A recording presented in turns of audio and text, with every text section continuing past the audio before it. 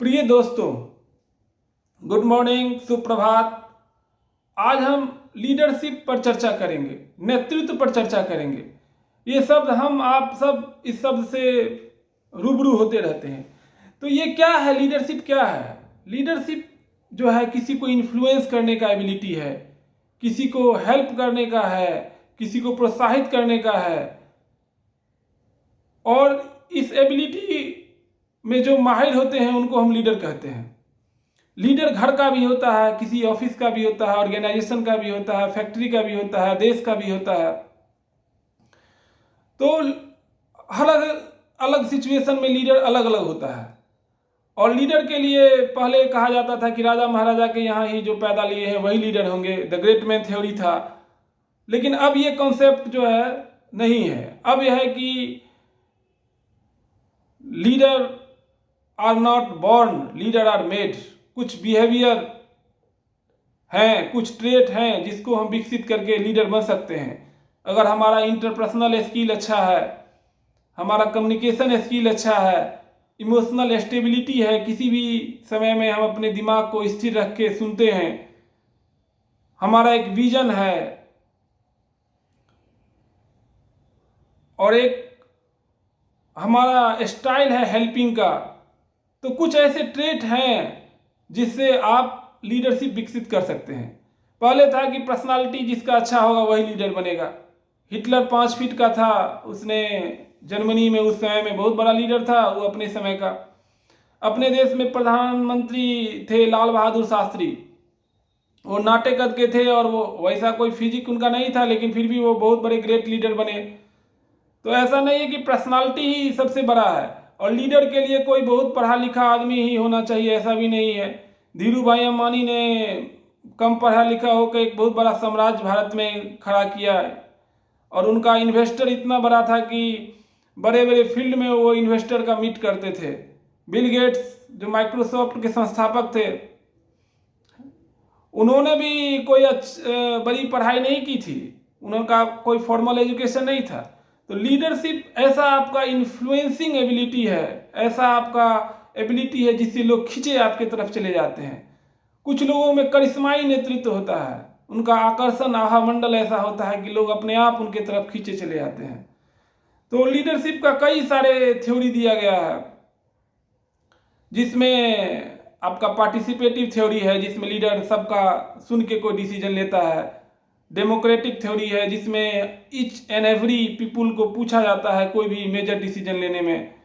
इसके बाद dictatorial type का लीडरशिप है जिसमें डिक्टेटोरियल टाइप में लीडर डिक्टेटर ऐसा व्यवहार करता है और वो अपना जो डिसीजन है वो थोप देता है। तो कई सारे साउंड लीडरशिप है, उसमें लीडर सबको बोलने का मौका देता है, सबको विकास करने का मौका देता है। फिर आपका कंट्री क्लब लीडरशिप है, उसमें लीडर प्रोडक्शन से ज़्यादा ह्यूमन पर ज़्यादा ध्यान देता है। पैटर्निस्टिक लीडरशिप है, उसमें लीडर जो हम आपके मैनेजर हैं, जो आपके प्रधान हैं, वो आपके पिताजी ऐसा व्यवहार करते हैं, वो आपको बच्चे ऐसा ट्रीट करते हैं। तो कई सारे लीडरशिप थ्योरी बने हुए हैं। ट्रांजैक्शनल लीडरशिप है, अच्छे काम करते हैं तो आप रिवार्ड पाते हैं। ट्रांसफॉर्मेशनल लीडरशिप है जो कि आपको चेंज कर दे, ऐसा लीडर हो जो ऐसा चीज़ आपको समझा दे जो आपको ज़िंदगी को बदल दे, ऐसा तरीका से आपको मोटिवेट करे, इस तरीका से आपको स्टिमुलेट करे, इस तरीका से उनका प्रभाव हो जो आपके जीवन को बदल दे और आप अपनी नई ऊंचाई को प्राप्त करें। पीटर ड्रकर ने लीडरशिप का परिभाषा दिया था कि leadership is the lifting of a man's vision to higher sights, the raising of man's performance to a higher standard, the building of a man's personality beyond the normal limitation. कई सारे लोगों ने leadership का परिभाषा दिया है जिसमें हम कुछ इंपॉर्टेंट पर चर्चा करेंगे। Black and modern managerial grid theory है, इसमें इन्होंने कहा है कि जो पीपुल स्किल है, जब पीपुल पर आप ज़्यादा ध्यान देते हैं या प्रोडक्शन पर ज़्यादा ध्यान देते हैं तो इस तरीका का लीडरशिप स्टाइल को इन्होंने व्याख्या किया है। इसमें उन्होंने 9 को रखा है टीम मैनेजमेंट। जिसमें आप पीपुल और प्रोडक्शन दोनों पर बराबर ध्यान देते हैं। 19 है, इसमें आप जो है केवल पीपुल पर ध्यान देते हैं। ये कंट्री क्लब भी कहा जाता है। टास्क मैनेजमेंट 9.1 है, इसमें आप टास्क पर ज़्यादा ध्यान देते हैं। और मिडिल ऑफ द रोड है 5.5 है। फिर आपका लिकर्ट जो है वो उन्होंने भी मैनेजमेंट सिस्टम स्केल, एक लीडरशिप स्केल दिया था।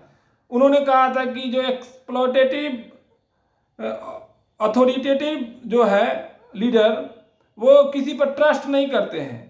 जो बिनोविलेंट टाइप का लीडर है वो रिवार्ड देते हैं, पुरस्कार देते हैं। जो कंसल्टेटिव टाइप का लीडर है वो आपको रिवार्ड भी देंगे, इन्वॉल्व भी करेंगे। जो पार्टिसिपेटिव है वो आपको टीम वर्क, कम्युनिकेशन, ये सब संवाद करते रहते हैं अपने टीम के साथ। तो कई सारे लोगों ने दिया है। एक फिडलर ने भी दिया है कंटीजेंसी थ्योरी। उन्होंने कहा कि जो लीडर होता है वो या तो टास्क ओरिएंटेड होगा या पीपुल ओरिएंटेड होगा। और टास्क ओरिएंटेड होगा तो टास्क पर ज़्यादा ध्यान देगा, और पीपुल ओरिएंटेड होगा तो पीपुल पर ध्यान देगा। लेकिन आज के समय में सिचुएशनल थ्योरी का ज़्यादा महत्व है, क्योंकि समय बहुत तेज़ी से बदल रहा है, सिचुएशन बदल रहा है, चीज़ें बदल रही है। तो उसमें एक थ्योरी दिया था हर्शे एंड केन ब्लेंचार्ड। इन्होंने कहा कि लीडर को फ्लेक्सिबल होना चाहिए और समय के अनुसार अपने आप को बदलते रहना चाहिए। इन्होंने selling, telling, participating, delegating type of leadership behaviour के बारे में व्याख्या किया। तो कई सारे लीडरशिप थ्योरी जो है एक पाथ गोल थ्योरी है। उसमें लीडर आपको रास्ता दिखलाएगा और उसी रास्ते पर चल के, उसी डायरेक्शन पर चल के आपको सफलता मिलेगा। तो इस तरीका से कई सारे लीडरशिप थ्योरी दिए गए हैं। और हम कोई भी पर्टिकुलर सिचुएशन में कोई भी पर्टिकुलर थ्योरी फिट नहीं करता है। हर एक थ्योरी का अपना अलग अलग स्थान है और अलग अलग स्थान पर अलग अलग थ्योरी फिट होता है। एक लीडरशिप मेंबर एक्सचेंज थ्योरी है, LMX थ्योरी। इसमें है कि लीडर जो है का मेंबर के साथ रिलेशनशिप से बहुत ज़्यादा प्रभाव करता है। इन ग्रुप और आउट ग्रुप, लीडर जिसको चाहता है वो इन ग्रुप में है, लीडर जिसको नहीं चाहता है वो आउट ग्रुप में है। रोल टेकिंग, रोल मेकिंग, आप पहले ऑर्गेनाइजेशन में आते हैं, उसी से में लीडरशिप देख लेता है कि ये आदमी कैसा है, उस तरीका से आपके साथ ट्रीटमेंट करता है। तो इस तरीका का कई सारा लीडरशिप थ्योरी है और हम अपने आप को बदल सकते हैं और धीरे धीरे करके हम अपने बिहेवियर को चेंज करके अपने इमोशनल इंटेलिजेंस, अपने IQ को, अपने कम्युनिकेशन स्किल को धीरे धीरे चेंज कर सकते हैं।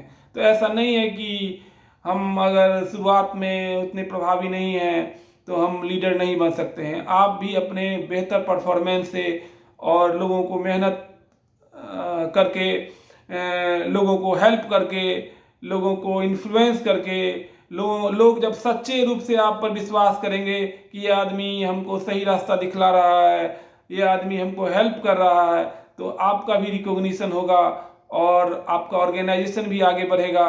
क्योंकि आप ऑर्गेनाइजेशन के हित में बात करते हैं तो लोग भी सोचते हैं कि ये आदमी ऑर्गेनाइजेशन के हित में बात कर रहा है, तो इसका बात मानना हमारे भी हित में, ऑर्गेनाइजेशन के भी हित में है। आपको सुनने के लिए बहुत बहुत धन्यवाद। जय हिंद।